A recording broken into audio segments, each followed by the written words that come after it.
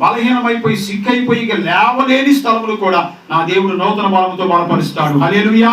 పక్షి రాజు వలె పైకి పైకి ఎగురుతూ గంతులు వేసేటట్టుగా కుటుంబాన్ని దేవుడు ఆశీర్వదిస్తాడు. దేవునికి మహిమ కలుగును గాక. ఎవరైతే కీడు చేసే విషయంలో కూడా మేలు చేయటానికి సిద్ధపడతారో, దూషించే వారి విషయంలో కూడా మనోడే కదా అన్నయ్యలే అంటే మళ్ళీ దేవుని స్తోత్రం అని దీవించే మనసు కలిగి ఉంటారు. వారిని దేవుడు ఏం చేస్తాడో తెలుసా? నలుదిక్కుల నుంచి కూడా వారికి దేవుడు సమాధానం ఇస్తాడు. హల్లెలూయా. వారు వెళ్తున్న ప్రతి స్థలంలో దేవుడు సమాధానం కలుగజేస్తాడు.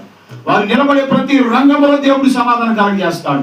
ఎక్కడ ఉన్నా సరే, వారికంటే పెద్దల మధ్యలో గాని, వారికంటే చిన్నల మధ్యలో గాని, వారు తెలియని వారి మధ్యలోకి వెళ్ళినా గాని, వారు అడుగు పెట్టిన స్థలంలో దేవుడు సమాధానం కలుగ మారుస్తాడు. హల్లెలూయా.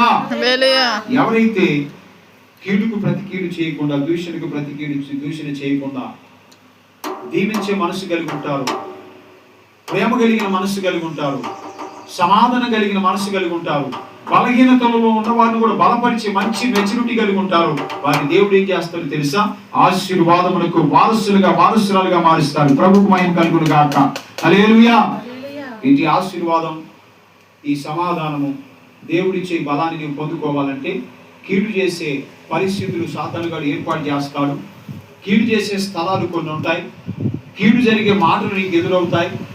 కీడు చేసే వ్యక్తులు కూడా ఒక్కోసారి సాతానుగాడు పంపిస్తాడు. కనుక జాగ్రత్తగా మనం లేఖనాన్ని ఆధారం చేసుకొని, వాక్యాన్ని ఆధారం చేసుకొని, దేవుని సేవకుడితో దేవుడు ఏ మాట అయితే మాట్లాడి సెలవిచ్చాడో వాటిని జ్ఞాపకం చేసుకొని ప్రార్థన చేసి ప్రభువులో మనం కనిపెట్టినట్టయితే ఖచ్చితంగా కీడు చేసేవాడిని దేవుడే తరిమి కొడతాడు. హల్లెలూయా.